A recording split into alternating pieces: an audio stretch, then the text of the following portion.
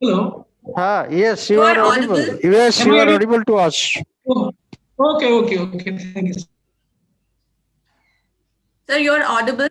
Yes, you are audible to us.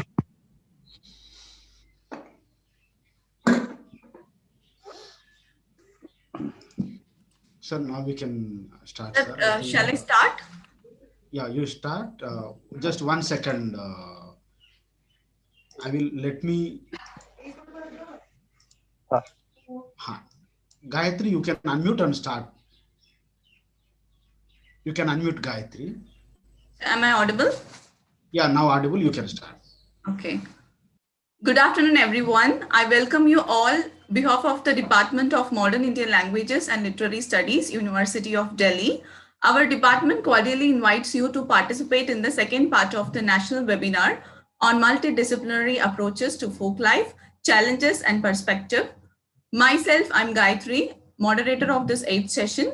I'm pursuing PhD from the Department of Modern Indian Languages and Literary Studies, Delhi. I'm doing my research on women in war, reading of Sangam and Homeric poetry. We all are enlightened by our first part of the webinar, which was conducted for 3 days. In that webinar, we all learned several aspects and approaches towards folk life. Our faculty members also enriched the sessions by presenting their papers in the part 1 webinar. Dr. Ratnottama Das ma'am presented on the folk life and creative writing. Dr. Premanandan sir presented on film lore, a functional system. And our head of the department, Professor P.C. Patnaik sir, delivered a special lecture on folk life and pandemic COVID-19 in folkloristic perspective. The special lecture recapped our pandemic situation along with the folk life practices among us. And Sir concluded by saying that folk is not only found in the villages, but it can be also found in the cities. So folk life is everywhere.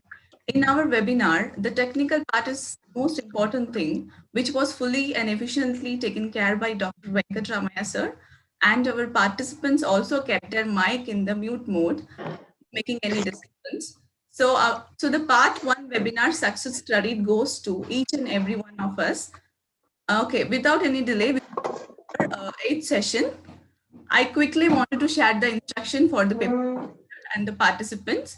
There will be 20 minutes allotted for the paper presenter to present their papers, and 10 minutes will be followed up by taking the questions.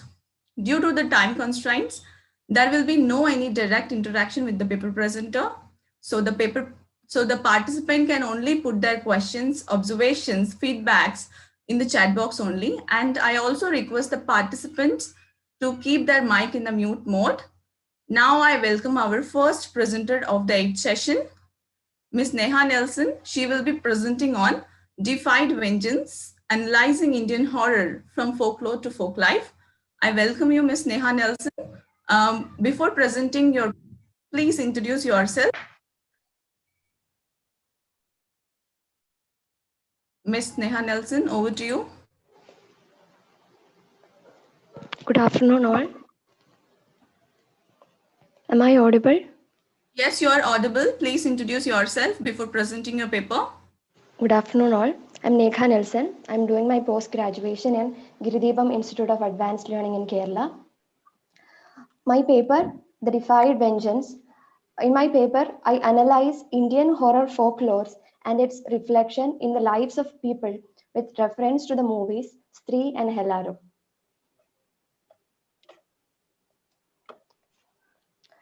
India is known for its traditional stories and narratives, which sculptured the cultural heritage of each of its community. Indian folklore has an internal patterning in relation to the more immediate social and performance contexts, which make it an autonomous system. The word folklore was coined in 1846 by William John Thoms, replacing the term foxhunt, popular literature or popular anecdotes used by Jacob and Wilhelm Grimm. Sorry for the interruption. Could you please a little louder? Yes, ma'am, sure.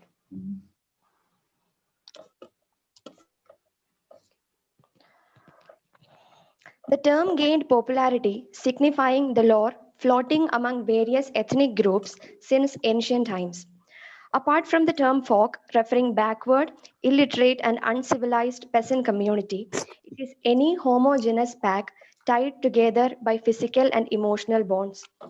Irrespective of occupation, language, and religion, folk is any group of people who are traditionally bound. A community which has a common core that aids their sense of identity. Being a mirror to the society and culture, folklore is an autobiographical ethnography.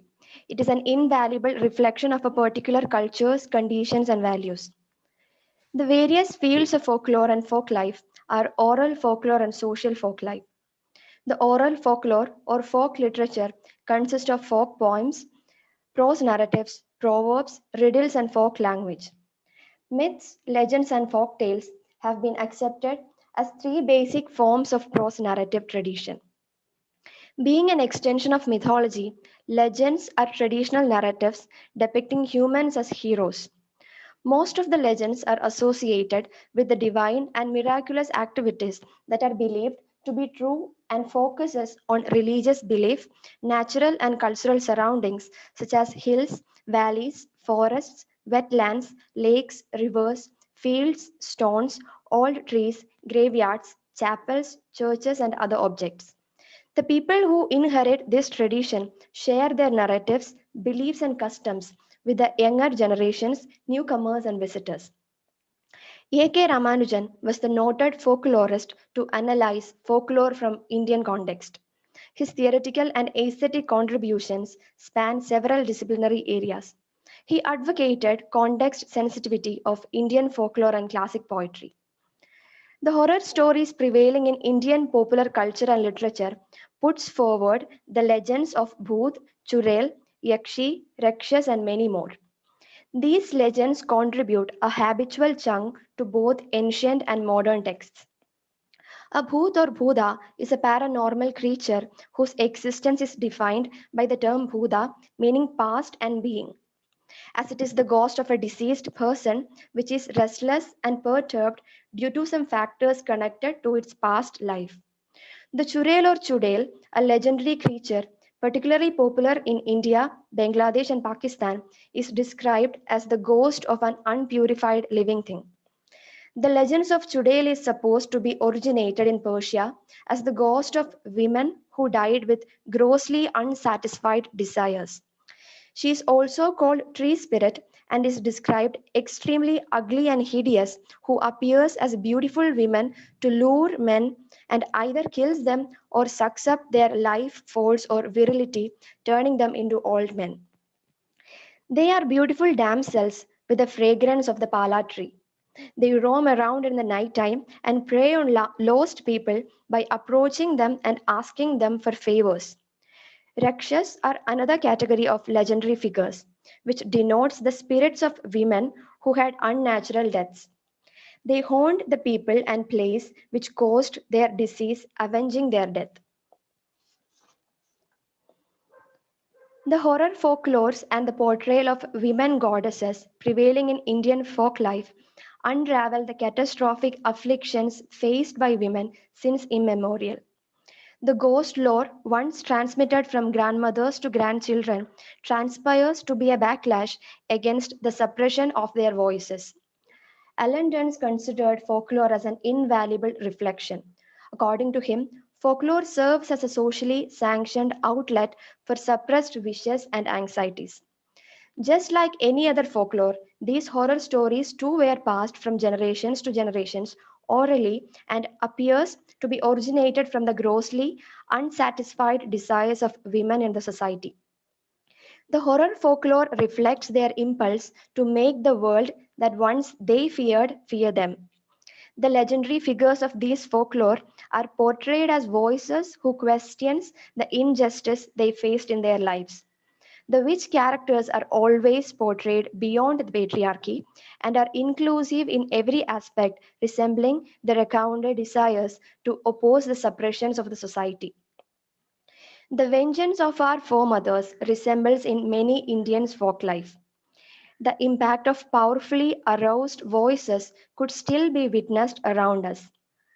2018 Indian horror comedy film Stree, directed by Amar Kaushik, is a film based on an urban legend set in a village named Chanderi in Bhopal, Madhya Pradesh.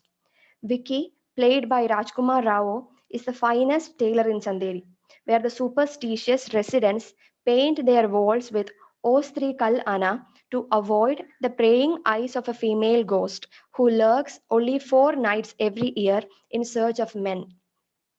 The ghost, given the name Stree, symbolizes the universal desire of women to be authoritative like the legendary figures. The movie begins with Stree abducting a man calling his name thrice. The patriarchal practice of objectifying women as mere sex toys is flipped here against the same men by using the suppression to kill them. The suffocation forced on women by the misogynistic society is avenged through the cunning propagation of legends about chudales and yakshis, which stop men from traveling alone at night fearing women. When Stree is around, men aren't supposed to wander alone, especially late at night. Men even discuss of dressing in a sari to save them from the witch's wrath. The all-knowing Rudra Bhaya, played by Pankaj Tripathi, tells them that dressing any differently would be foolish and won't save them, just like wearing the so-called modest dress doesn't save women from sexual assault. The unnamed character of Shraddha Kapoor asserts she likes darkness as it is the darkness prevailing in the patriarchal society that they feed on. The movie portrays Stree's story as a prostitute who, with her lover, was ostracized and eventually killed by the oppressive and misogynistic society when they got married. She is backed to demand the love and respect she never found during her lifetime. She kidnaps men and disrobes them out of vengeance in line with the film's tagline, Mard ko dard hoga, meaning man will feel pain. The feministic hope of making men tremble before justice and asking women to protect them is one of the major agenda behind the horror folklores created by our foremothers, and this is humorously portrayed in the movie. The lame protests of the chauvinistic society regarding women's right and their fallacious assurance, we will give you freedom, is effectively portrayed in Stree. The reference of Stree as an educated witch in the movie extends to the ancient Western practice of burning learned and courageous women accusing witchcraft. The revenant of the souls to seek justice once denied is the root cause of horror folklores in India.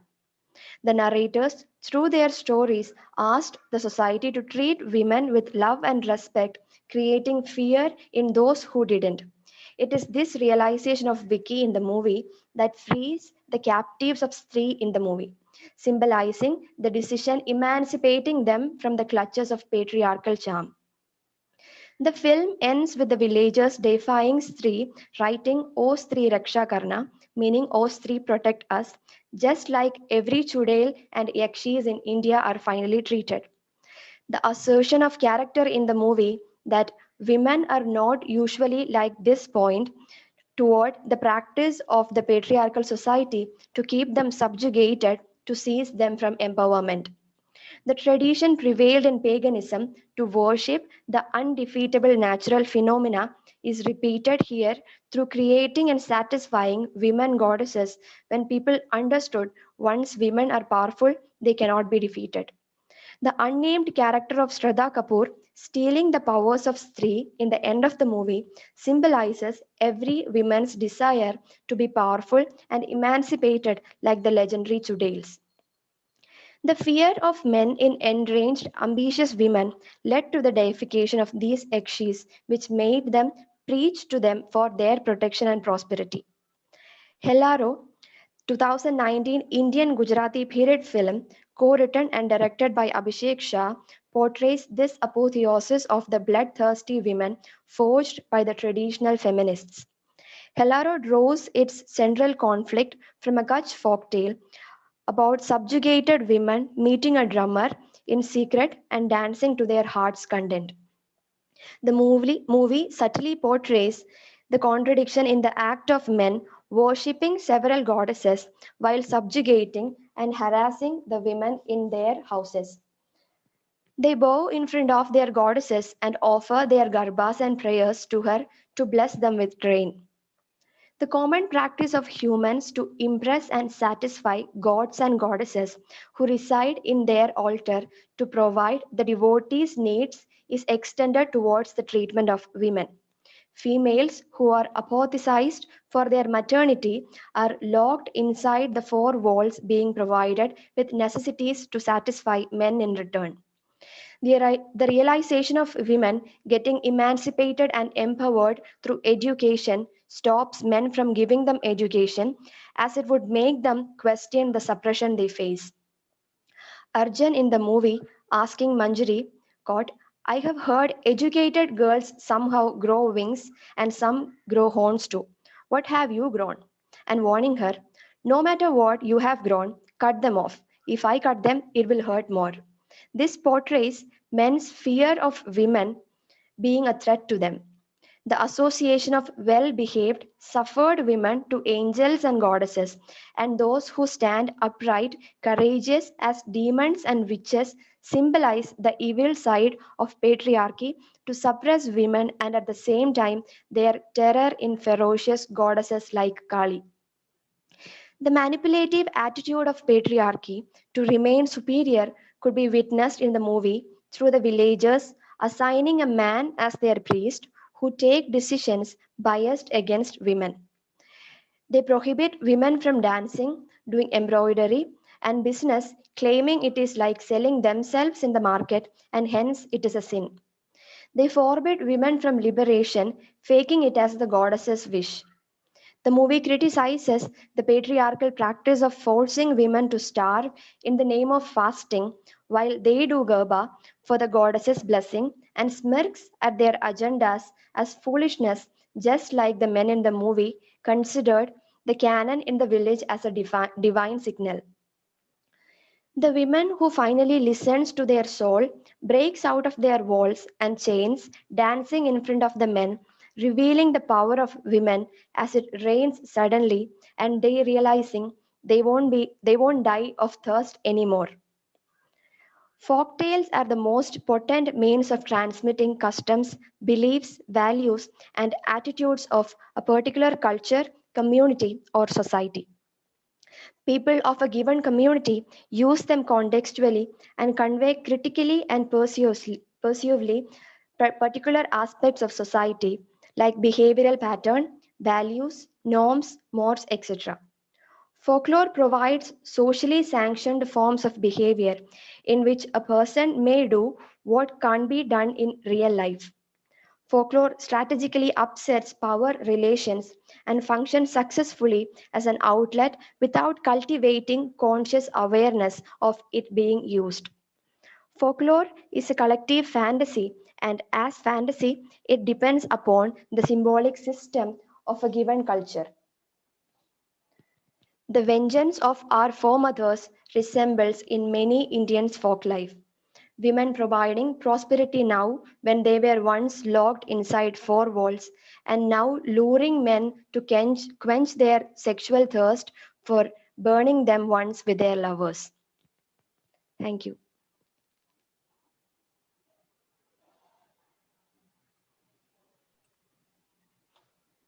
Thanks for your wonderful presentation, Ms. Neha Nelson. We will look up the questions. So there's no questions. So in that while, I will ask mine. Shall we consider these horrorful women deities are against the patriarchal system in the society, in the particular areas? Yes, sure. I don't think a women goddess will never act against her women devotees. So, whatever rules or norms that prevail in the society that is biased against women is just a patriarchal trap to oppress and suppress women so that they will never be emancipated or empowered. Okay, thank you. So I request the participant, please put your questions in the chat box.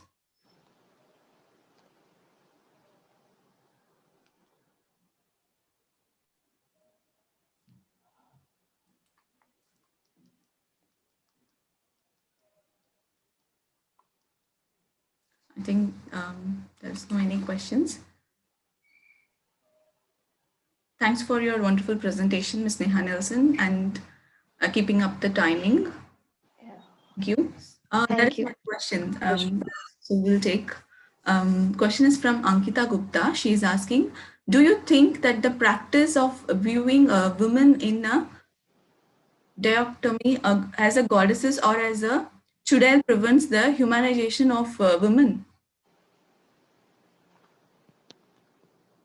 So are you asking if it is effective or not? Do you think that the practice of viewing women in the dichotomy as a goddesses or a chudel prevents the humanization of women? Okay, actually, these folk tales are now misinterpreted as it is presented to the present generation in a manipulated way. Actually, the real intention behind these folk tales are not really communicated towards the current society. So we can never say that women or living women are actually considered superior in the society just due to these folk tales, even if the intention behind these folk tales was the same. So the fear factor remains in the society, that the society always fear the vengeance of women, but they are not actually treated accordingly when they are present in the society. So we cannot, the impact of these folk tales are present in the society, but we cannot say that an accurate change has change could be seen in the society. Okay, we will look up the next question. Dr. Ratnotama Das ma'am is asking, you have mentioned ghost stories as legends, but is it the same? Legends is actually portraying humans as heroes. So we can say that, yes, it is the same, but even though it is about ghosts, the ghost stories or ghost lores actually comes under the category of legends in folk tales. And there is also a compliment for you from Mercy Jiljil. Thank you. Ujjwal Anand is asking about, please share your views on transgender films and folklore. Please share your views on transgender films and folklore. Okay, I'm a person who believes that every gender prevail in the society is equal. We can never categorize people according to any categories that the society actually suppress or has actually given to us. So and the transgender movies, I think the movies actually portray people in the way that society would accept them. So we can see that transgenders in the movies are actually portrayed as persons who are well behaved, so that the society will accept them. Neha, you are not audible. Neha? I'm sorry. Yeah, you're audible now. Okay. Okay, I'll repeat. Transgenders in the movies are actually portrayed in the way that the society would like them, as they are well behaved, behaved in the way that the society wants them to be. So we can say that actually the movies does not portray what they really are, or they do not show what humans are like. They portray them as people who the society wants to be, and it does not actually pay justice to the transgenders or any subjugated communities. So in my opinion, even when you portray the subjugated communities in the movies, you should show the real self of them, apart from convincing or portraying them as the society wants them to be.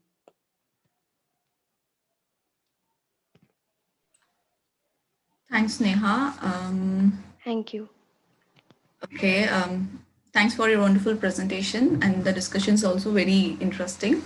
Due to the time constraint, we will move to the next presenter. Thanks for your Thank you for this for giving me this opportunity. Thank you. So we will move to our next paper presenter. I invite Ms. Akanksha Mongia She will be presenting on folklore in the poetry of Ted Hughes, a Jungian perspective. I welcome you, Akansha. Thank you, ma'am. Please introduce yourself before presenting your paper. Yes, sure. A very good afternoon to all of you. It is a great pleasure to be presenting here today. I'm Akanksha Mungia, Assistant Professor at Trinity Institute of Professional Studies, affiliated to GJS IP University. I would like to share my screen.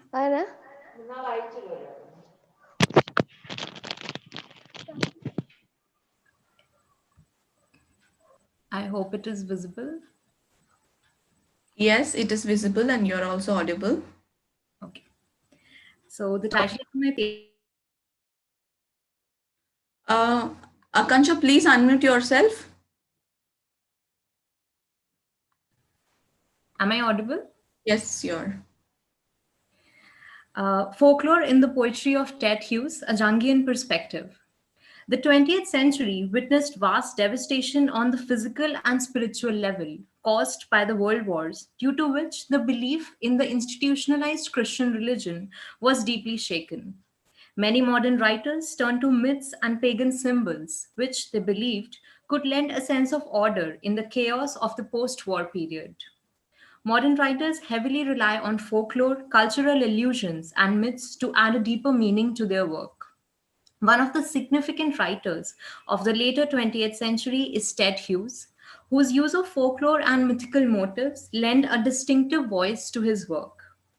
His study of anthropology at Cambridge made him familiar with diverse cultures and made available to him a plethora of folktales and mythic figures who act as protagonists in many of his poems. He was highly influenced by William Blake, W.B. Yeats, T.S. Eliot, Robert Graves, as well as Carl Jung, all who believed in the power of the mythic imagination. The poetry of Hughes centers on the use of folklore and mythic figures, which challenge the institutionalized religious tenets and is a way of reconnecting man to his natural instincts, which Hughes believed that the Western civilization had tried to repress. Hughes believed that the Western civilization had failed to provide relief to the modern man. He believed that the logocentric, so called rational modern civilization had not only alienated man from nature, but also the natural instincts and vitality present in him. He thought that the overt significance given to rational logical thinking, which is usually seen as part of the conscious analytical mind, ultimately led to the subjugation of the other instinctual parts of the human psyche, usually considered as part of the unconscious. He turned to pagan myths from world folklore as he believed that these could reconnect the individual with his natural instincts and repressed desires, thereby bringing a sense of healing.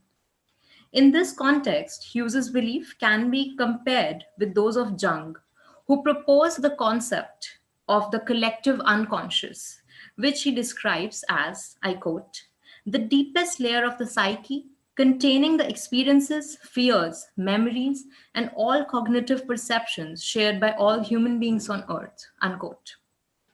Jung also believed that myth and folk tales around the world tap into this deepest layer of the psyche that all human beings have in common.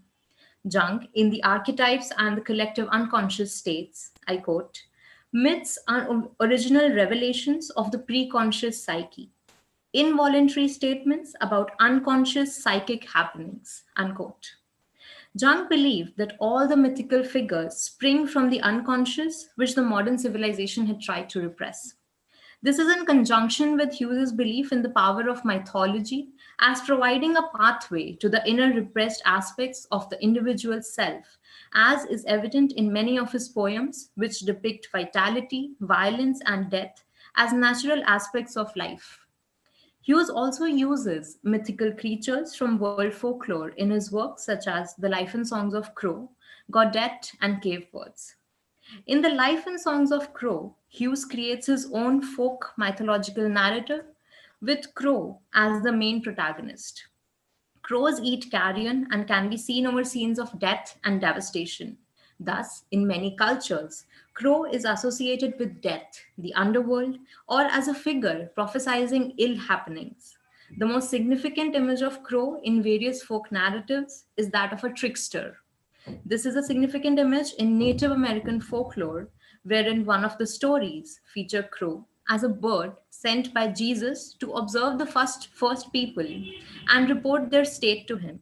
But the crow instead eats their eyes and is later dismissed from the task. This is a jest he plays on Jesus. The crow as a trickster figure is seen as selfish, cunning, and opportunistic, but at the same time endowed with immense potential for bringing about transformation. Such imperfections and attributes make him a near human figure, which is apparent in Hughes's collection, The Life and Songs of Crow. It is the exploration of the repressed elements of the individual psyche that Hughes tried to engage with by rebuilding on old myths. In the Crow poems, the protagonist is born, and initially it tries to make sense of its world. The poems depict God as authoritative but fallible. In the poem Crow Communes, God falls asleep during the process of creation. During this, the crow performs sacrilege by indulging in the sleeping god's great carcass when, I quote, crow tore off a mouthful and swallowed, unquote. The poem describes this as Crow's first jest. This is a trickster who subverts the creation myth and plays tricks on the biblical creator when given an opportunity. The crow is a gluttonous, oversexed, cunning, and selfish creature. Anne Skia, a prominent Hughes scholar, comments, I quote, through the quasi-human figure of Crow, Hughes continued his own journey of exploration into the human psyche, and at the same time, his handling of the death-rebirth theme in his poetry began to be more complex. It took on the aspect of a quest, a shamanic journey to the underworld, which Hughes believed to be the basic theme in many folktales, myths, and narrative poems, unquote. In Jung's view also, the trickster figure represents the primitive, utterly undifferentiated state of consciousness that societies transcend, but perhaps individuals don't. It is these repressed attributes in the human psyche that Crow expresses. Crow becomes a protagonist on the quest to understand its own self and the world around it. The quest, thus, is as much inward as it is outward.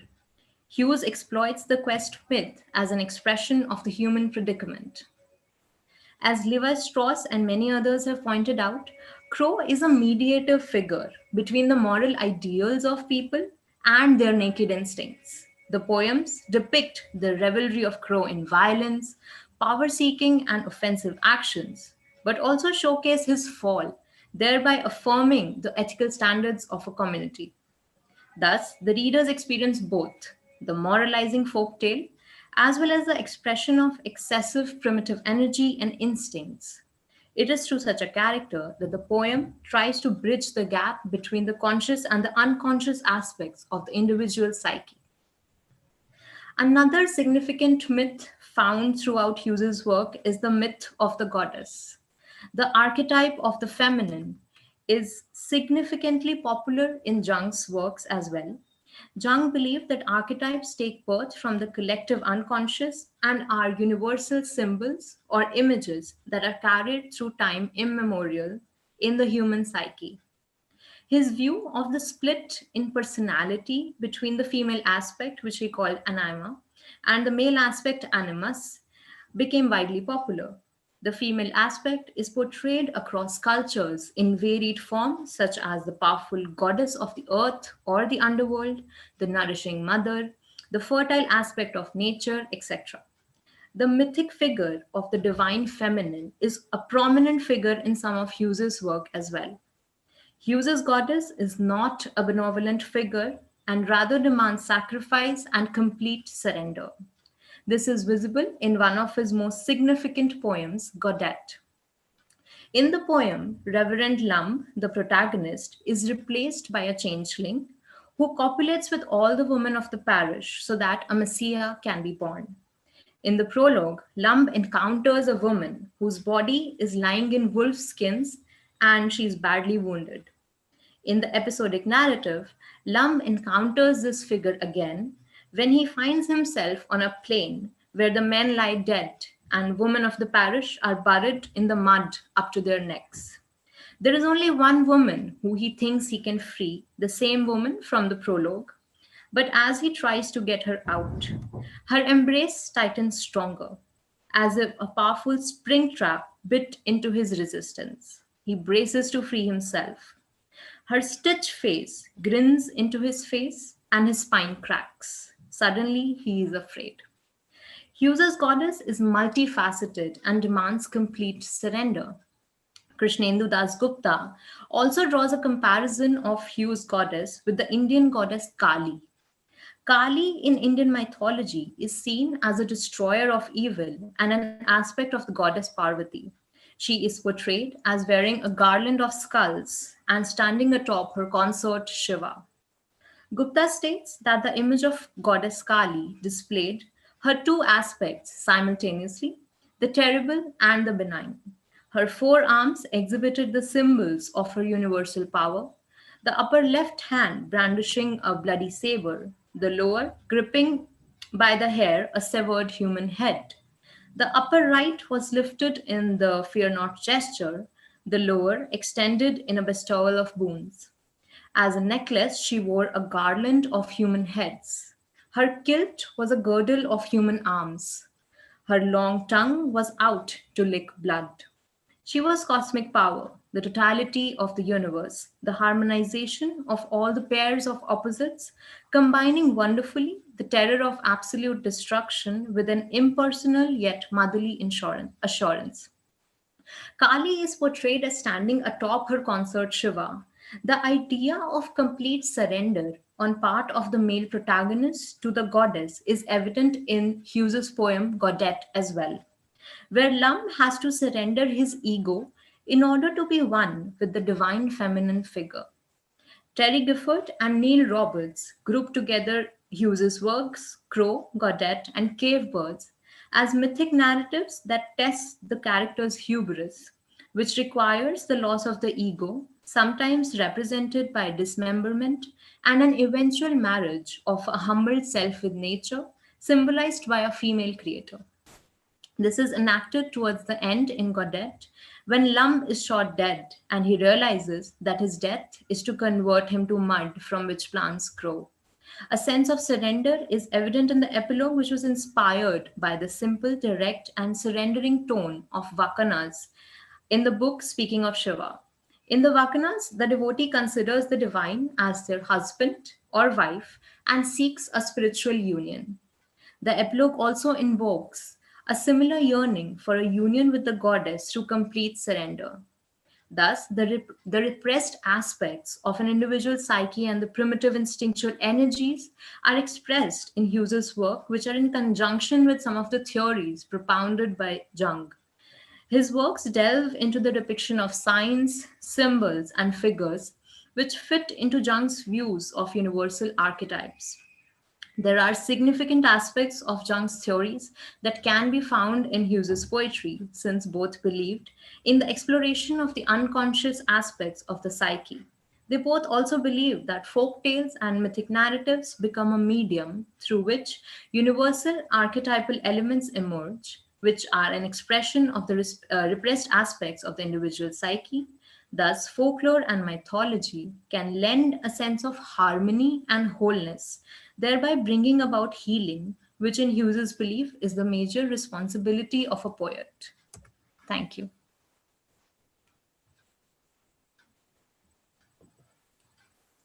Thank you, Akansha. Thank you. Insightful and wonderful presentation. Thank you. That's very interesting. And especially the life and the songs of the crow. It's very amazing because the symbolic of the you expressed about the symbolic significance crow as in the world literature and the folk practices. In Tamil also we have this. We have when the crow is like barking or something. We connect with that. Some relatives are coming. Yes, definitely. Yes. Folk talk we have still now. Yes. It's really very interesting. We will move on to the questions. Sure. Participants, please put your questions in the chat box.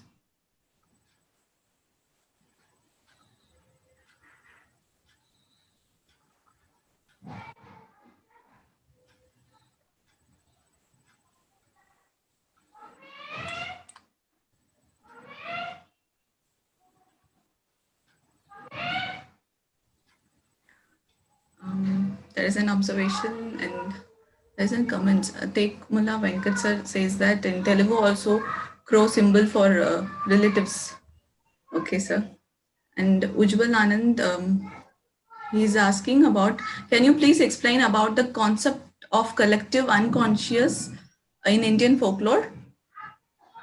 Okay, yeah. So the collective unconscious as tapping into the certain universal images and signs. Like I said, I gave the example of the goddess Kali as bringing about the ferocious elements. Like, for example, in Indian mythology, Indian folklore, we have different aspects of the divine feminine. The female goddess can be the very, polite and very prim and proper Saraswati also. It can be Lakshmi, or it can be Kali also. So somewhere or the other, the violent aspects that the female might not be able to, or is not allowed to express into a patriarchal setup, that violence, Kali taps into that. Kali is a medium of expression of that sort of suppressed desire or the suppressed unconscious, instinctual energy. So I think that fits into the Indian mythological framework as well. And Mercy Jildil is shared his compliments for you. You can view in the chat box. Thank you so much.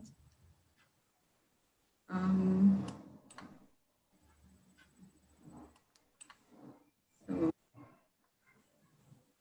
it's really interesting. I don't see any questions now. So there is a question for Manipuris, we believe something bad might happen or something bad omen if crow sings. Yes, definitely, because that is a raven as a symbol of, an ill omen that is in various cultures, of course, in India also. And Dr. Amitava sir, I think he's asking about, are you arguing that Kali is not a patriarchic construction? It could be. I mean, we could. I have not delved so deep into that topic that I can form a coherent opinion on it, but it could be. We can view it both ways, because like female figures are also deified. They are. So again, that also is an obstacle of seeing them as humans and putting them in certain categories as represented by the done by the patriarchal society. So Dr. Premanandan sir is asking about, could you relate collective unconscious Claude Lévi-Strauss? Sir, I have again not been able to read a lot of Strauss into it. So I just read a little bit in relation to Crow as a brachiolar or as a mediator figure. So that much. So I'll have to delve a bit deeper to answer that question. So sorry.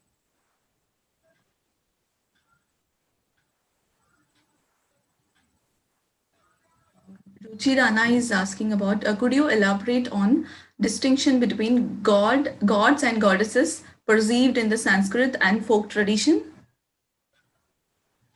Perceived in the Sanskrit and folk tradition. Okay, I'm not able to comprehend exactly the question is proposing. But again, as I would like to say that they are like in folk tradition also, the idea of myth becomes very important. So I think that is common to both. But again, I'm not able to answer that properly. She's add on by asking, do you see any difference? I'm sorry, I'm not able to give a coherent answer to that. And Dr. Premanandan sir, again, he's just suggesting you to, if you refer Levi-Strauss, you would move more. Definitely, sir. Definitely, I would. I respect this insight. Definitely, I would like to read more on that. Thank you. Okay, we will move to the next presenter. Thanks for your wonderful presentation. Thank you, ma'am. Sure, and also thank you for keeping the time and presenting within the time and concluding within the time. Thank you. Thank you so much. Oh, we will move to the next presenter.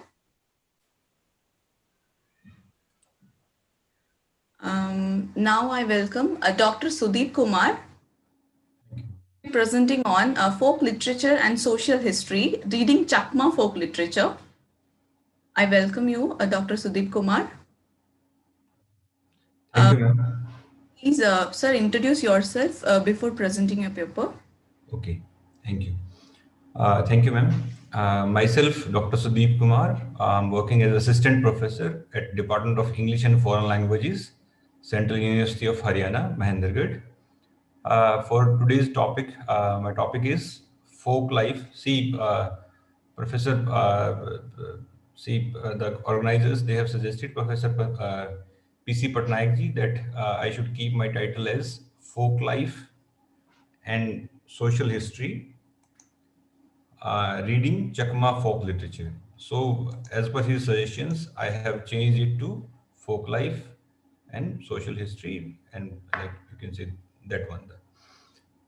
Should I share my screen? That I don't have a PPT, but if somebody is like interested, he can. Yes, sir. Yes, sir. You can. Okay, wait a second.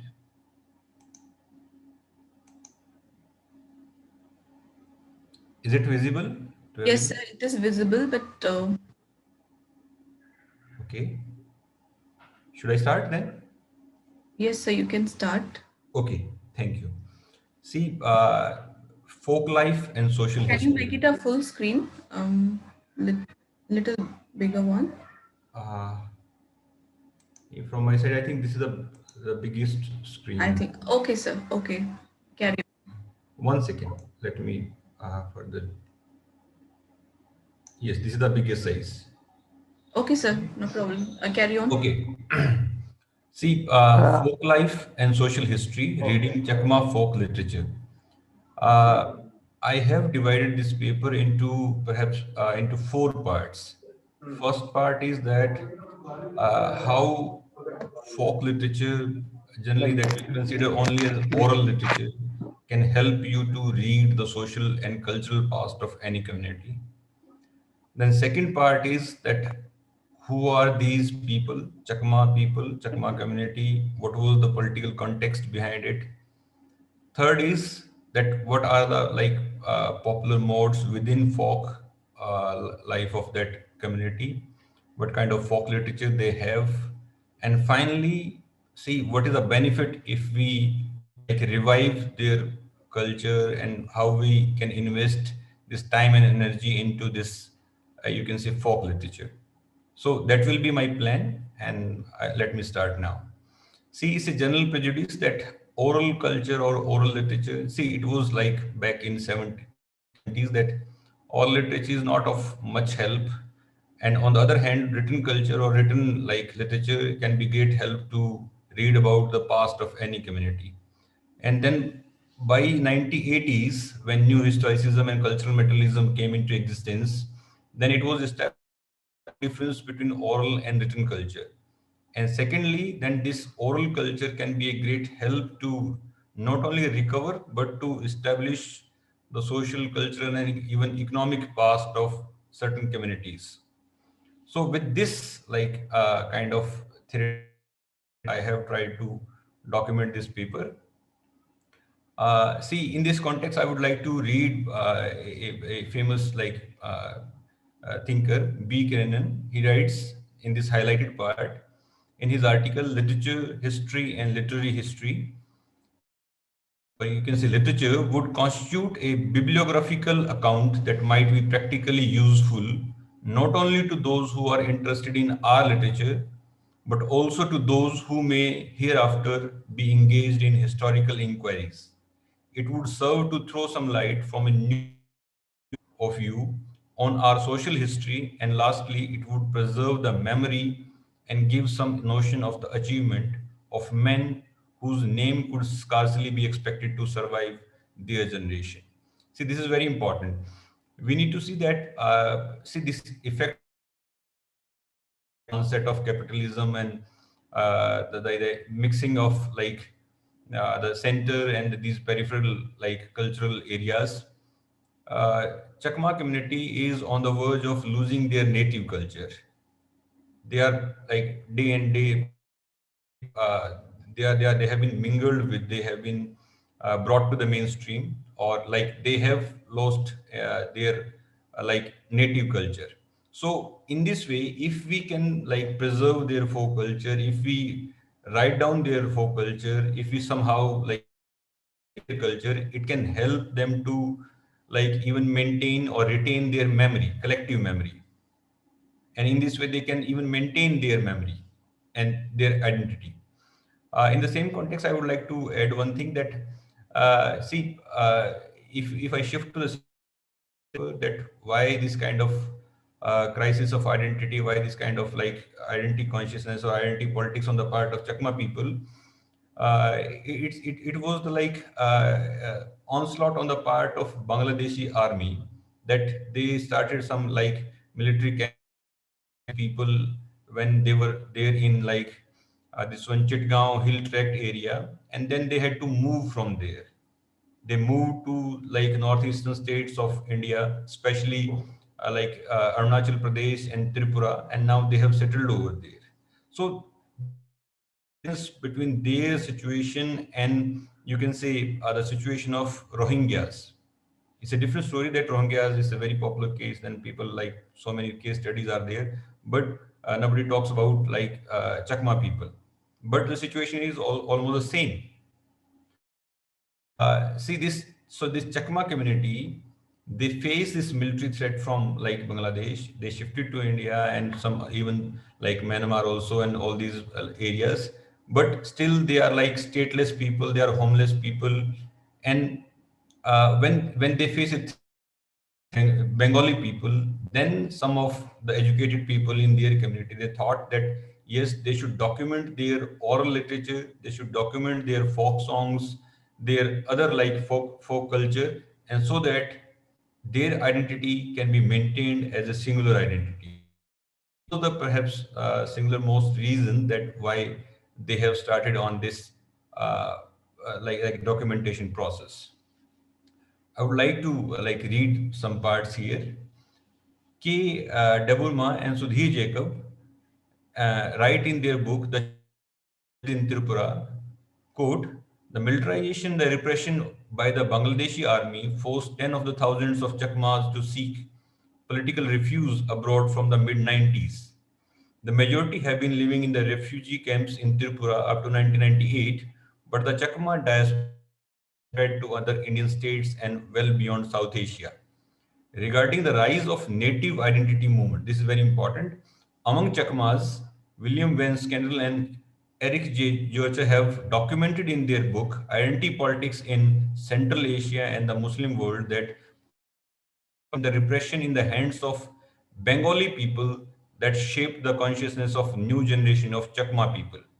Quote, this caused them to distance themselves from the Bengali culture model and begin a search for new symbols of identity. Two different one sought to unite various non-Bengali groups under a new heading, and the other tried to highlight the specificity of Chakmas and the Chakmanes. Unquote. The present paper draws its inspiration from the second pattern. That means I will be talking about the second pattern where they will highlight everywhere they will this their own nativity, their own Chakmanes. Now to come to this like folk culture and folk literature. See, northeastern states and generally they have been studied together. So that is like very key or like milestone that has been considered as a milestone as far as folk studies are concerned in northeastern states. The book name of the book is Handbook of Folklore Materials of Northeast India.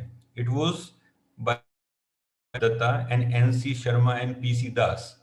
In that classical handbook, they have classified the oral folklores in this part of India into four major categories. One is folk songs, prose narratives, proverbs, and fourth is riddles. So, for the sake of like simplicity, or you can say because it's an initial stage, we also would like to divide Chakma folk literature into same kind of four subcategories, and these are again the same. First one is folk song, lullabies, third is proverbs, and fourth is riddles. So we will study folk culture of, or you can say folk literature of Chakma people in these four categories, and I would highlight here how like they with the study the socio and cultural past of this community. So we start with Chakma folk songs. So these folk songs is a major subgroup of this folk literature. That means like 70% of literature is folk songs. And these can be broadly divided into two subtypes. One is Ganguly Geet, or you can say songs that come in the form of ballad songs. And second is Ubho Geet, or that's you can say popular or daily form or kind of geets. So first is Ganguly. It will have two major parts. One is Gangulia, the person who will sing this part. So generally, say like belief in that community that he is inspired by some god, either in presence or in physical form or in some kind of dreams. Person. He's not like any ordinary Chakma person. He's a very selective and like trained person. He is like you can say selected person to sing these songs, and he will sing these ballads in the form of like frame within frame, and in these individual frames will be called as palas. This one. So these individual songs they are called as pala geet, and collectively this ballad form is called as Ganguli geet, and the singer is called as Gangulia. These ballads, you will if you read these ballads, you will find that their memory, their past, their political past, social past, cultural past, it has been embedded inside these. How like they fought against these Burmese like kings, how they fought the enemies, how they fought within themselves, everything is there. They're like the way we have maintained our national, you can say, freedom movement, the same they have maintained through these ballads, and it is all oral. How it is transmitted from one generation to second generation, people are trained and they sing them in a very beautiful way. This is like remarkable work, and it requires very serious kind of preservation. So within this first category of Ganguly Geet, we have three or four very important ones. If somebody is like note down their names and they can read these. Now some of these Chakma people they have documented them not only in their own script but like in like mainstream languages as well. The first important Ganguly Geet is Radha Mohan Dhanpudi Pala. That means two people, one gentleman and lady, and how the gentleman was like fighting a war against the Burmese king, and how he was stuck over there. The lady was already pregnant in the meantime. She went to that, and how she rescued her husband, that she raised her handedly, and all this story. Like it's a story of like the bravery of those people. So in this way, you can read these are like four different ballads that were important in that community. Now coming to the second subcategory here in folk songs. So here, these songs constitute the most popular subgenre in Chakma folk songs.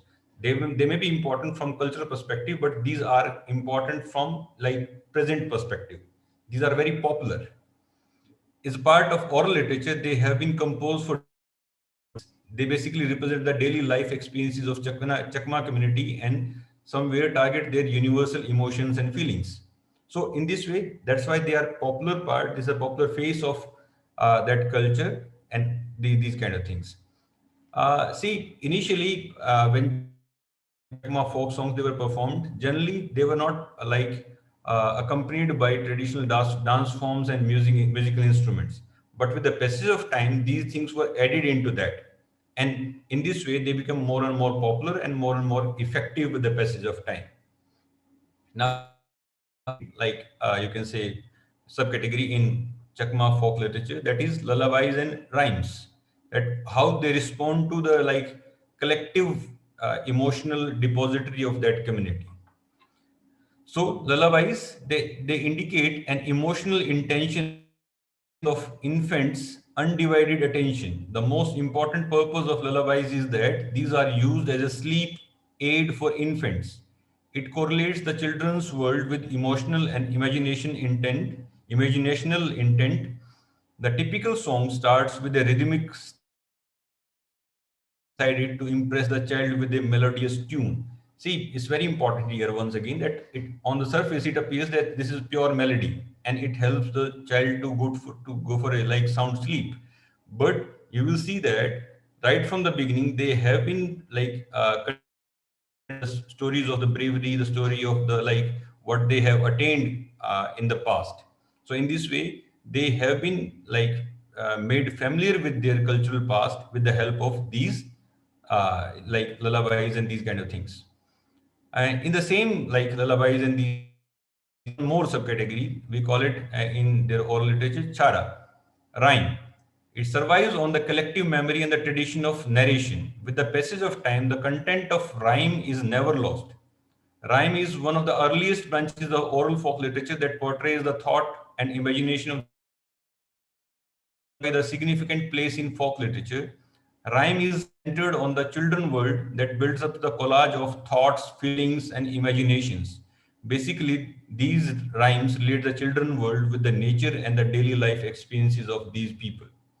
So, part of this folk literature is proverbs. And in their own community, these are called as Dagwa Kada. Say, this is they have been like the composers.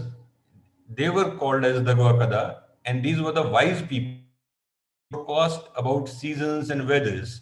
Their predictions were always considered as a result of deep wisdom, and these wise people were very much popular during their time. And see, after the coming of the technology and internet and all these facilities, they have gone down in the history remembered within that community. That's why preservation of all these proverbs and riddles, this is very important. I will skip this part, riddles and all these things. Now coming to why that we need to preserve all and what is the political state of the. It says at present Chakma community is in a state of homelessness. He is a Chakma scholar, Shubh Mangal Chakma. He describes the plight of Chakma community in the northeastern Indian states as, quote, the Chakmas continue to face an uncertain future with a status of refugees or a stateless people. The denial of the right to nationality directly affects their interface between life and personal security and makes them extremely vulnerable tribal categories. That's why preservation of their culture and social past is very important. Unquote. Community, it is necessary to collect information about anthropological facts, history of the people, the particular geographical location, and the social history of these people. Here, oral literature can be a great help as it survives on the collective memory and narration. Chakma rhyme reflects the thoughts and imagination of early Chakma people in the society. The present inquiry also informs us linguistically Chakma people belong to see how the general impression is that these were the foreigners. They came from outside and they are not native people. Their literature, if we analyze that literature, we will get to know that they were very much part of the same Indo-Aryan group. Their linguistic identity is the same. They are part of the same country. And their culture is inspired from Pali, Prakrit, Sanskrit, and Eastern Magadhi languages.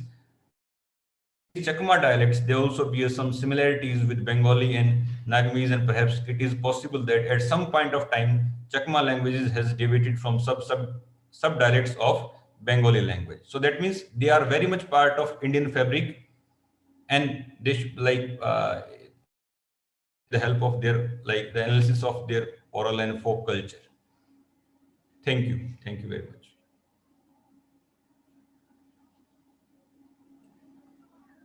Thank you, sir. Your wonderful presentation. As you mentioned about how that the Chakma community is losing their own identity, and you also touched some sensitive part of Chakma refugees, and also suggested some of the references for the readings, and wonderfully explained about the Chakma culture through their folk life and oral literature. It's very interesting.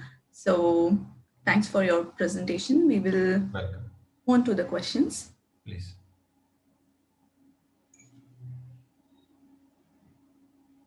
Participant, please put your questions in the chat box.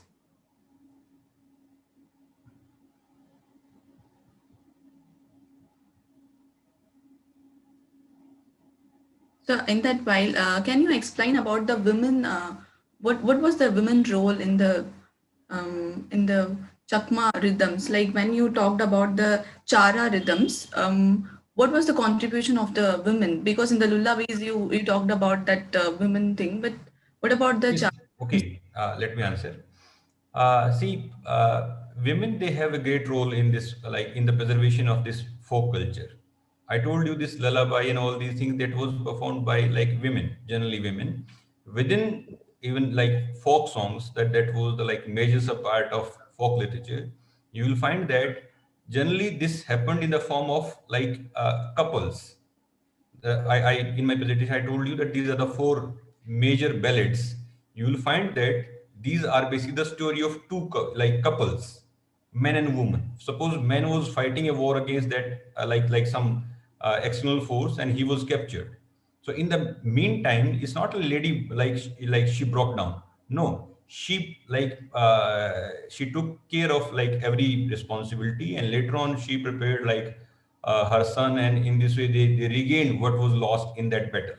So in this way, they like very important role has been assigned to women in that literature, and perhaps that is like more egalitarian if we compare it with like north like this one northern literature or like central eastern literature in India. Okay, thank you, sir. Participant, please put your questions in the chat box.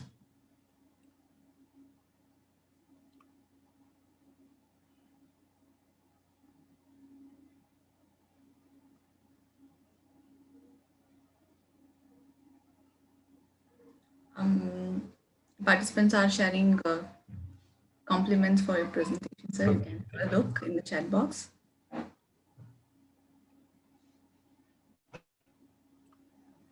So we don't have any No questions. issues that if they ask some questions later on, I will be there. I can answer them.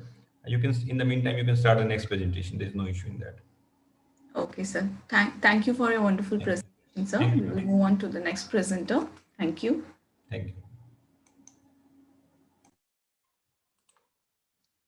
So now I welcome Dr. Sanjay Kumar Bagh. He will be presenting on an introduction to the structure and performance of beliefs. I welcome you, sir. Thank you, ma'am. Sir, please introduce yourself before presenting your paper. Yeah. Sanjay Kumar Bagh. I'm teaching Odia in Eastern Region Language Center, Bhubaneswar. Sir, your voice is breaking. Hello. Am I audible now? Yes, sir, you're audible and your screen is also visible. Sir, Sanjay Kumar Bagh. sir, I'm teaching Odia in Eastern Language. Sir, your voice is not clear, sir.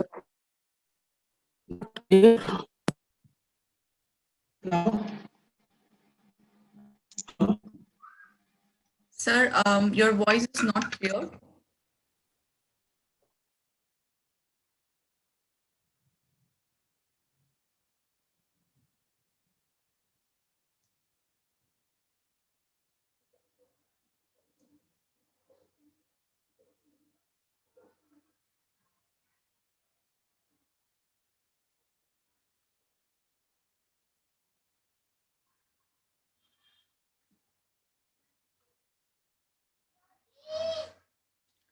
Sir?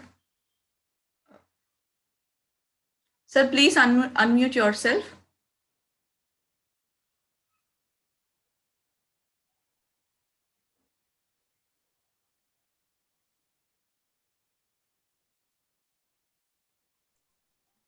Am I clear now? Yes, sir. Hello. Yes, you're clear, sir. Huh.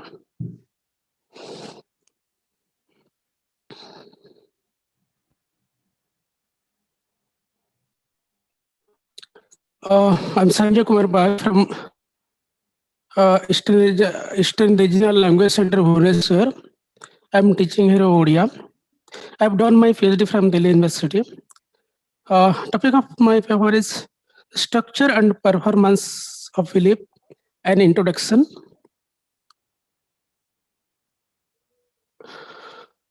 Belief or belief system is a highly complex term.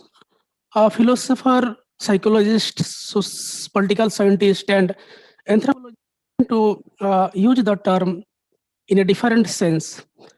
Here an attempt has been made to discuss the belief system of community on how it works in folklore or folk life. It is not a philosophical or psychological interpretation. Then, what is belief? Belief, in a nutshell, beliefs are the perspective of a group about something. All members of a group have some specific belief. These are always consensual, otherwise not accepted by the other members of the group. Individual belief does not matter to the community. Then we often say that belief or blind belief. Here, when we are saying that folk belief, here folk is group, not binary to classical or allied. Beliefs are always traditional. In the science of folklore, Kraft said, blind belief or superstition in common parlance designates the sum of beliefs and practices shared by others, insofar as they differ from our own, that we believe is, of course, religion. So there is nothing as such like classical belief or superstitions. Then we often say that belief and knowledge is two different things. But generally, one group consider a belief of others as a blind belief and own as knowledge. Then what is knowledge? It is a fact, information, and skill acquired through experience, research, or education. The theoretical or practical understanding of a subject.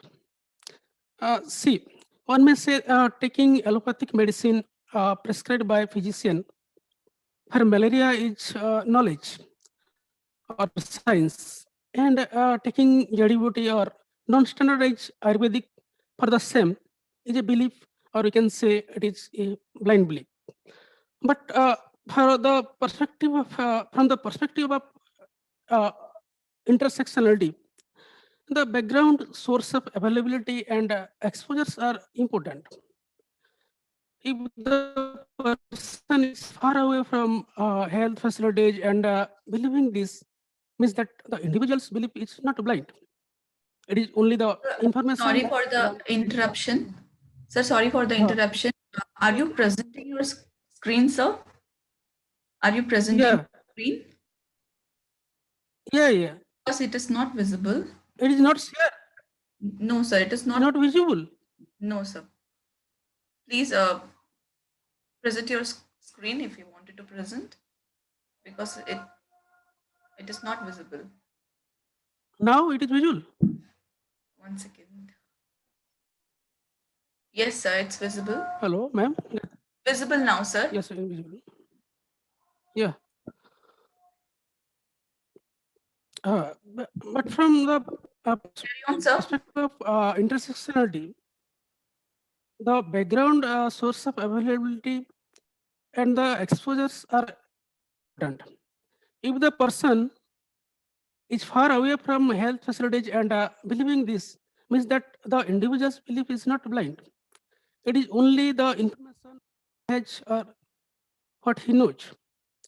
Scholars of epistemology also says knowledge as a form of justified belief or true belief. But justification is not an absolute idea. I've quoted this from Perception, Knowledge and Belief, selected essay by Dresket. So, belief and knowledge are also not quite binary. In every group, we have both auspicious and inauspicious beliefs. Apart from this, there are also omen, portent, and clock. From birth to death, day-to-day activities, to every professional works, we have beliefs. Now, the early scholars of folklore, like we've learned, James Napier, William Koch have classified belief very extensive in their work. Here, I would like to categorize beliefs based on Odia community as beliefs in day-to-day life, beliefs related to right defenses. I am giving just 1-2 example. If beliefs related to day-to-day life, if cat crosses a person path, he or she will have bad luck. Guest or some news may come about dear one if crow sits and creates sounds from rooftop or nearby tree. Example of right defenses, one interesting belief, it may not be mm, other community or non-Odia community, I have no idea. Taking pita means water mixed with neem leaves by a family member of the deceased returned from mortuary or graveyards. Generally, members of Bandhu or the clan other than deceased family serve it. It is an unavoidable act, and nothing could be eaten unless taking pita. Another example of deep passage is making sound by plate or beating anything at the time of childbirth. Otherwise, he or she may turn deep. Beliefs in agricultural work or other community profession. Starting first seeding on the day of Akshaya Tritiya is auspicious. I think it is a pan-Indian belief. In other states, it may also there. Observance of frog marriage to appease God. I think it is also available in West Bengal, Assam, Manipur, and other state. I think in Madhya Pradesh also, and some South Indian state also. Keeping away menstruating lady from the workstation of blacksmith or potter. Observance of Pola as a gratitude to us. Pola festival is well known in South Indian state, even in Maharashtra and Chhattisgarh, Madhya Pradesh, including our Western Odisha. It is not observed in coastal Odisha. Then some current or modern example are observance of Vishwakarma Puja in engineering or any electronics shop.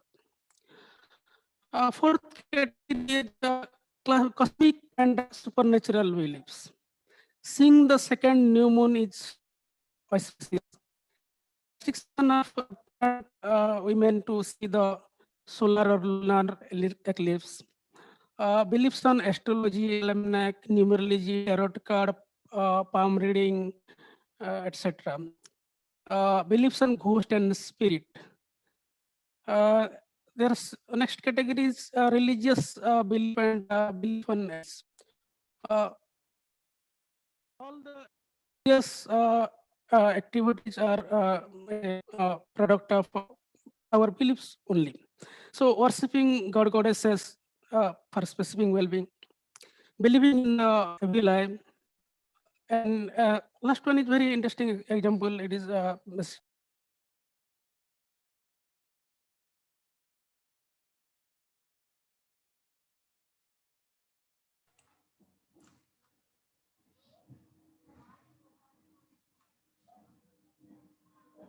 I think there is some network issue.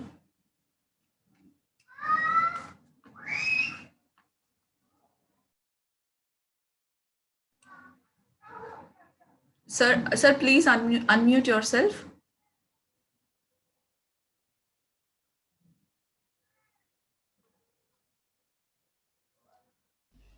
Sir, please unmute yourself. Actually, it got disconnected. Yes, sir, you can carry on. You were explaining about the moon supernatural. Yeah.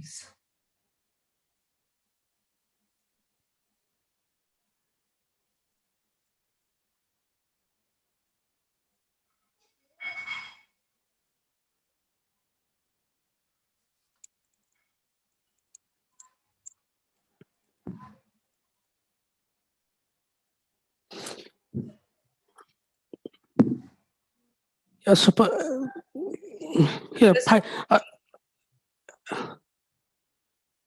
I was there no, for cosmic and supernatural beliefs. Yes, sir. Yeah. Seeing the second new moon is auspicious, like restriction of pregnant women to see the solar or lunar eclipse. Beliefs on astrology, almanac, numerology, tarot card, and palm reading. Beliefs on ghost and spirit. Sir, worshipping God, goddess. Next classification is religious belief and belief on evils. Worshipping God, goddess for specific well-being. Believing in the evil eye. Believing in installing sunari tree, I mean golden sour tree branch in front of the door on Shravana Amavasya by goldsmith to keep away the evil eye and ghost from the family. Next classification is omen, potent, and luck. I have not included here bad luck because it has different connotation. So omen, potent, and luck examples are dropping a dismay is a sign that visitors is coming. Itchy palm means that you will receive money. Predicting rain from halo around the moon. Seeing carrying a dead body at the time of journey is also believed as auspicious. So this omen and potent, we cannot control or alter this by conversion, ritual, or resolution. So, sir, sorry for the interruption. We're not able to see your screen, sir. It's not visible. Sir, are you presenting your screen again? Sir, once again, do it because. Once again, start from omen and potent.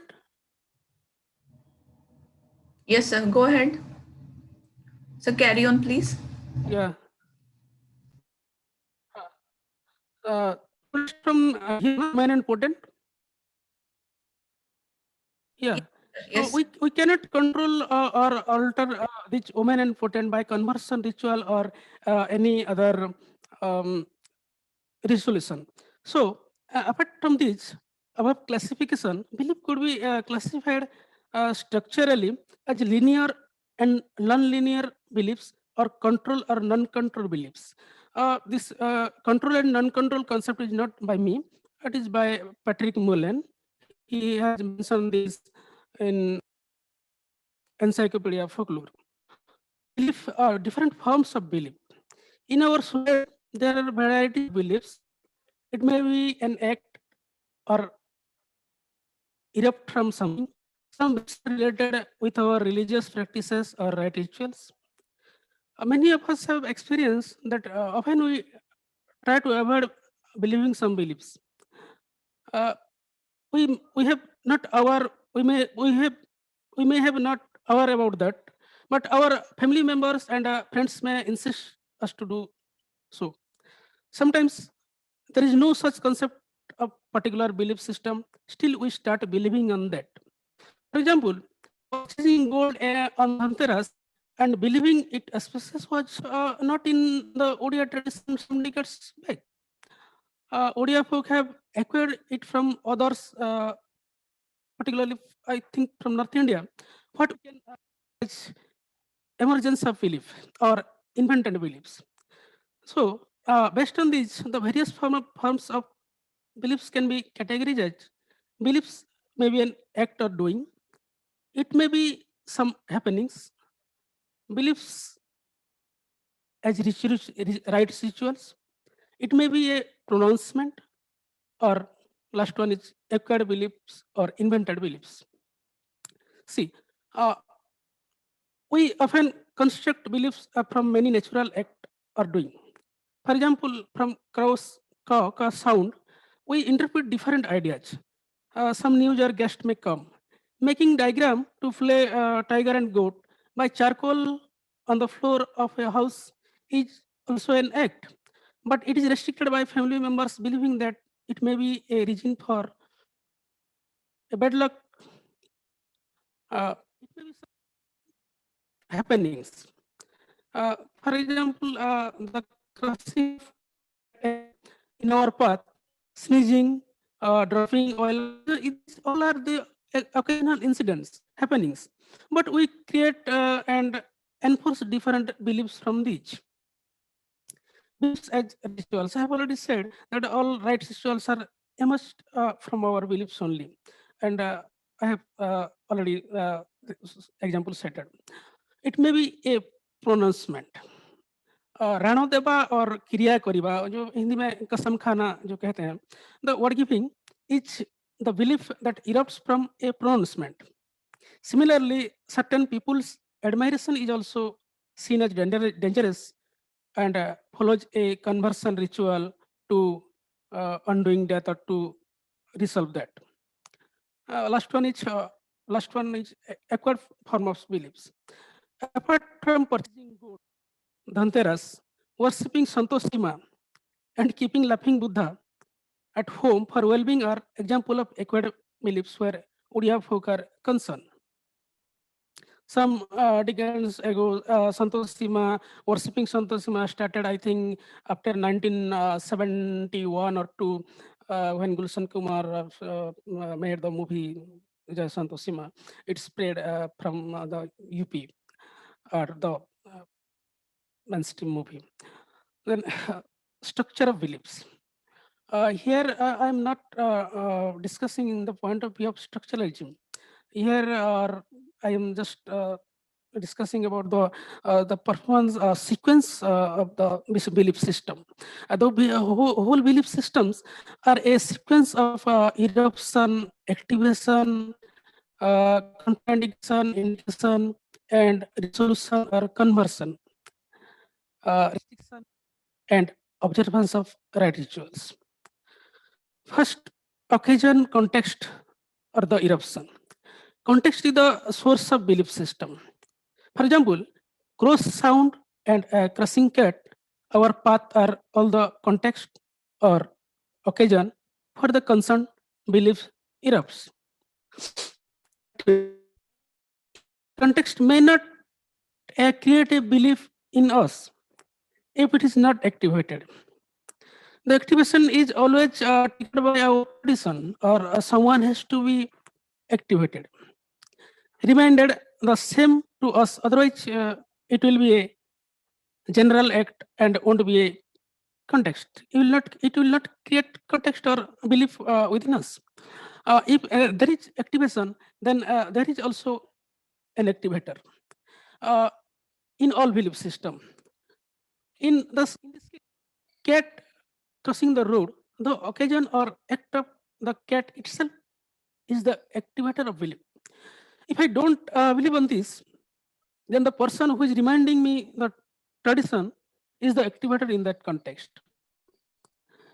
When one is giving words to someone ritually, where the Kasam Khana is concerned, here the person giving word is the activator. So the person, the animal, and the things who create beliefs in us, or who create to helps to create beliefs in us, are the activators. Contraindication and indications. Contraindications are those mishappenings if there is no resolution where insuspicious beliefs are concerned. For example, if we don't stop for a moment after the cat crosses our road, we may get an accident, or our work for which we began journey would be affected. Similarly, in the suspicious belief also have some indication like certain well-being. Resolution, restriction, and observation. Every auspicious and inspicious beliefs have indications or contraindications. We follow conversion rituals to avoid that or restrict ourselves from doing that. In case of inauspicious beliefs, follow observance rituals for auspicious. For example, in case of if our ritual is doing to release that or resolve that, both the word giver and recipient stand under the downside of a thatched house, and a person who has a joking relationship with the word giver pour charcoal water on them. But in some cases, there are simply restrictions. Pointing out an index finger towards the infant pumpkin and goats may stop the growth, so it is restricted by the members who are about it. I've already said other example, draw a diagram, restriction for draw a diagram on charcoal to play tiger and goat game, also another example, or simply restriction of another example. So auspicious belief have no contraction, so does not require any resolution or conversion, but often follows some observation rituals. Last, performance of belief. An element is not a folkloric element, we all know, if the same is not in observance or in performance. With performance, we perform belief knowingly or unknowingly in our day-to-day life, in our workspace, in right rituals as well as in different cases. The performance of beliefs started from its eruption, activation, and ends with a restriction or requires a resolution or observation according to the tradition. The resolution and observance may require a resolver. It may not resolve by the believer only, depending on the particular systems. It may need some equipages. The equipages may be physical act, verbal or paralinguistic expression, or followed with rituals. See, this is a diagram of structure and performance of belief. The whole belief system, this is the inspicious belief and auspicious belief, how they are linear in there. But it all restriction, resolution or observance of ritual is very specific. It may not apply to all beliefs. So the prohibition on the entry of menstruating women to workstation by blacksmith or potter, restriction not to point out a finger to infant pumpkin and goats are the example of physical act. Pouring charcoal water to release ritual words from someone is itself a kind of ritual. When someone believes that he has bewitched by ghosts, or suffering from black magic, then he may invite someone to resolve that. Someone with other rituals may recite some words, mantras, etc., or example of verbal or paralinguistic expression.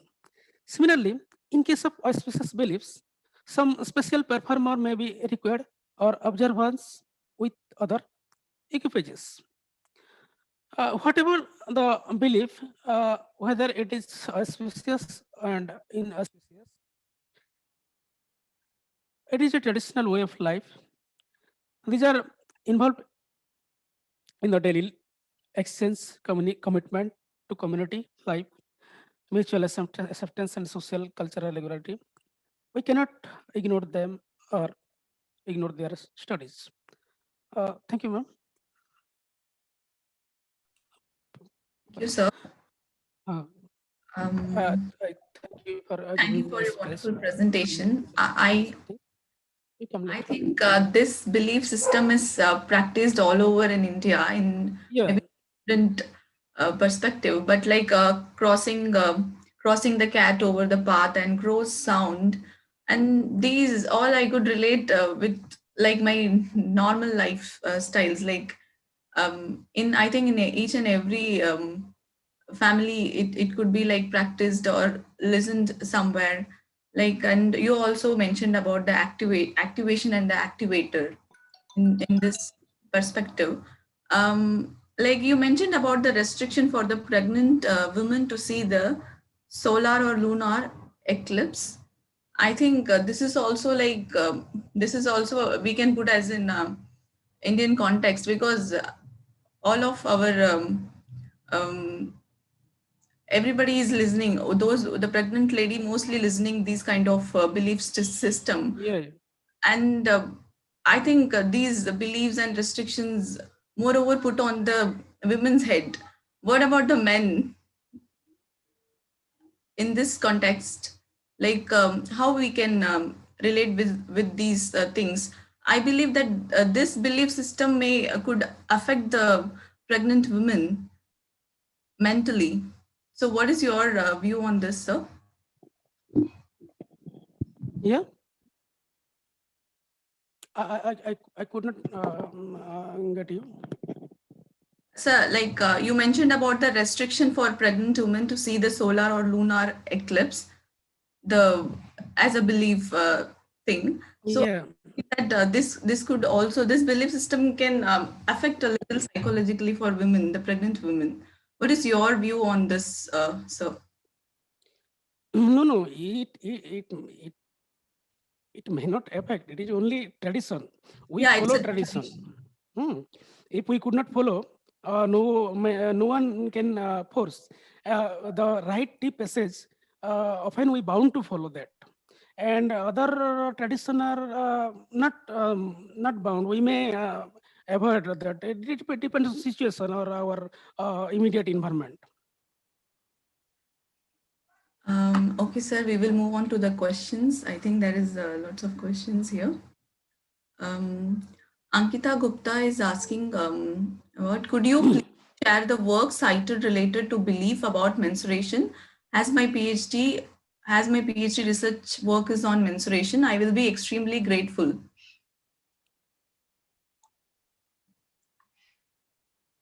And Pooja Sharma is saying, sir, you briefly mentioned a belief that wasn't a part of Odia society, but a North Indian influence. Can you elaborate a little how such a exchange or transference happens between belief system? Your belief, So, briefly mentioned belief was not a part of Odia society, but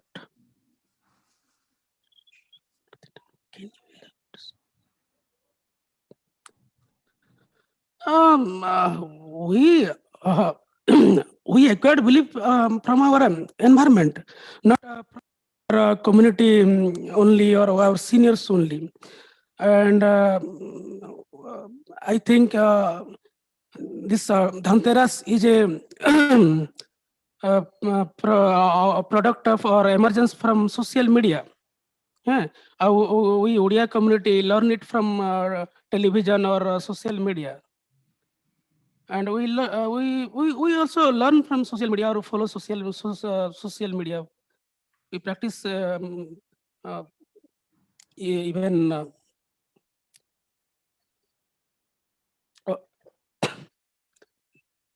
even Santosima also best example that before 71 there is Santosima was not worshipped so popularly. She was restricted only I think North Indian.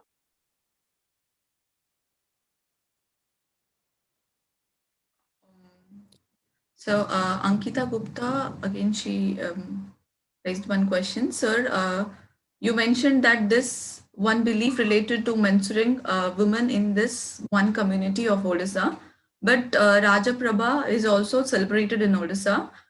Can you shed light on the general beliefs in Yeah, Odisha? I got that. But Raja festival is different. It has different connotation. And what I mentioned about restriction of women in workstation by blacksmith or goldsmith is a different one. Raja is not directly with this belief. Sir, she add on by asking, is it contradicting in nature? Yes. That's what I mean. Yeah. It is contradicting, but this tradition is there.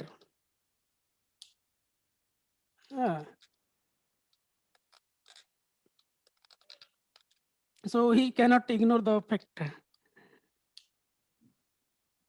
And I don't think Roger is observed by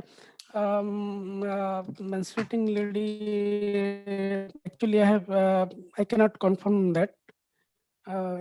If you have idea, you may clear me. I think they don't participate in that time.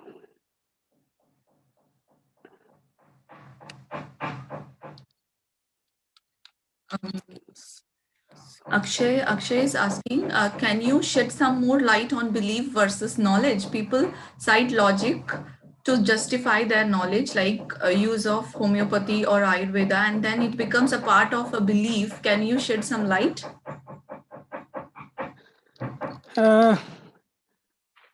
Ayurveda, I have used a term non-standardized practice or jodi-buti. I have not said Ayurveda.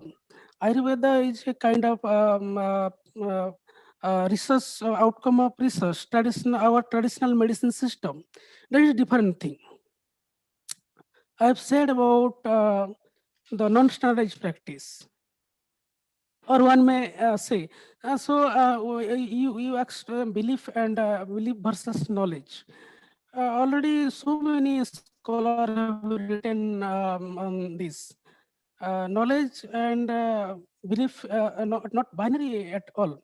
You may, I have quoted a Descartes, knowledge and belief system. You may go go through that book.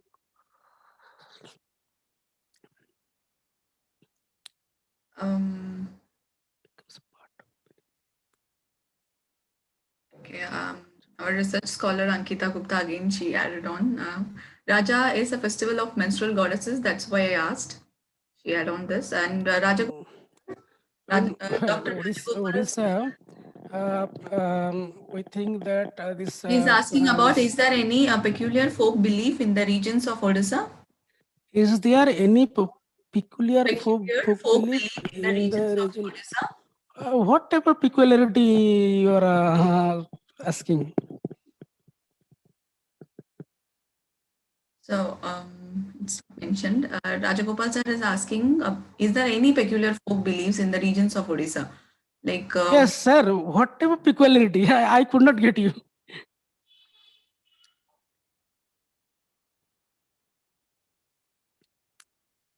See, installation of golden shower branch in front of the door. It is I think it is a peculiar belief that then family will stay safe from ghost and devils.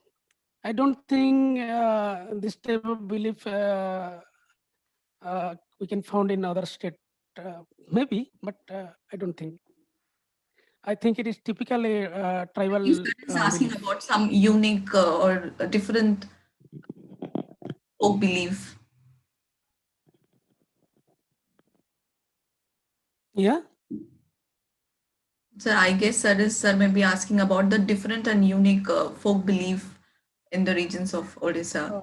No, I can have no idea what he's asking.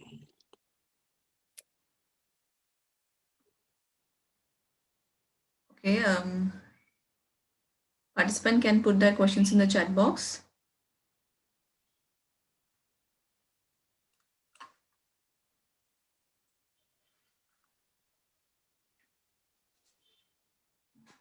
I think there's no any further questions. So, thanks for the presentation, sir. Thank you. Thanks for your presentation. Now, 8th session of the second part of the webinar comes to an end, but we continued again with special lecture 6 p.m. today. Our four presenter wonderfully presented their papers. We enriched by many ideas in a different perspective and folk practices among us in a day-to-day life. That is very interesting, and I could relate many things, even though the language may be different, but the folk practices we all are again and again repeating in our day-to-day life.